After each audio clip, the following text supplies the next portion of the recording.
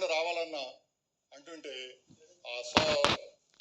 ఆ సోదరి పిలుపుకి అంత చాలా సంతోషం వేసి, నిజంగా చెప్పాలంటే నాకు అంత బాగాలేదు.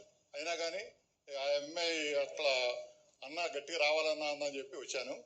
ఇంకొకటి ఏంటంటే నాకు బాగా నచ్చింది ఏంటంటే స్వర కళ్యాణి చేసే ప్రతి ప్రోగ్రాం కూడా నేను గమనిస్తుంటాము. అంటే ఒకప్పుడు కుదిరితే వస్తుంటాం లైవ్కి, లేకపోతేనే ఉన్నా ఇంటికాడ నుంచి చూస్తుంటాము. అంటే ప్రోగ్రాం వినూత్నంగా చేస్తుంది. పాటలు అంటే టిపికల్గా ఉంటాయి అన్నమాట. అన్ని మోస్ట్ పాపులర్ సాంగ్సే ఉండవు, కానీ కొన్ని డిఫరెంట్గా కూడా ఉంటాయి.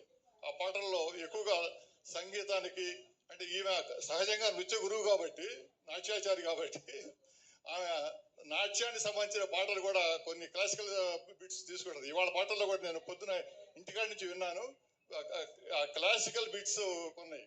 అందుకని స్వర కళ్యాణి ప్రోగ్రామ్ అంటే నాకు కూడా కొంత నాట్యం మీద కొంచెం ఆసక్తి ఉండటం వలన నాకు స్వర కళ్యాణి పాటలు కానీ అంటే ఆమె వీడియోలు కూడా చూశాను, డ్యాన్స్ చాలా బాగుంటాయి. అట్లానే నాకు ఇంకా బాగా నచ్చిన అంశం ఒకటి చెప్తాను. ఈ బ్యానర్ చూడండి ఒకసారి. ఈ బ్యానర్లో గారిని చక్కగా రథంలో తీసుకెళ్తున్నట్టుగా అంటే ఆకాశ మార్గాన్ని వెళ్తున్నట్టుగా ఉంది. దాని గురించి స్వర కళ్యాణి ఈ ఆలోచన ఎట్ట వచ్చింది ఏంటనేది ఆమె చెబితేనే బాగుంటుంది. బాలసుబ్రహ్మణ్యం గారు ఇప్పుడు మనతో లేరు, ఆ నింగిలో ఉన్నారు. సో నింగిలో ఆయన్ని చూపించాలంటే ఎలా అనుకున్నాను నేను.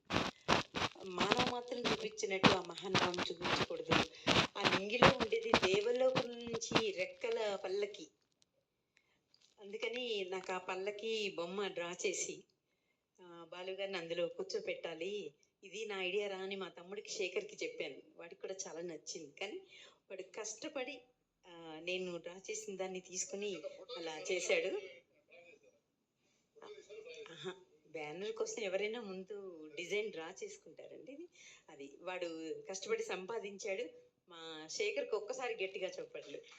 ఐడియా నాది, కానీ దాన్ని ఇంప్లిమెంట్ చేసింది మా తమ్ముడు. Thank you Shekhar. అలానే ఈ స్వర కళ్యాణి పెట్టే ప్రతి కార్యక్రమం కూడా ఆ జగన్మాత చాముండేశ్వర ఆశీస్సుల అనుగ్రహం వలన దిగ్విజయంగా సాగాలని, ఈమె పేరు ప్రతిష్టలు నలుమూలలా వ్యాపించాలని, ఆమె ఎన్నో కీర్తి శిఖరాలు అధిరోహించాలని, ఆమె ఆయురారోగ్య ఆనంద ఐశ్వర్యాలతో తొలతోగాలని చెప్పి నేను ఆ భగవంతుని గుబారు ఉన్నాను. నాకన్నా చిన్నది కాబట్టి ఆశీర్వదిస్తున్నాను. ధన్యవాదాలు.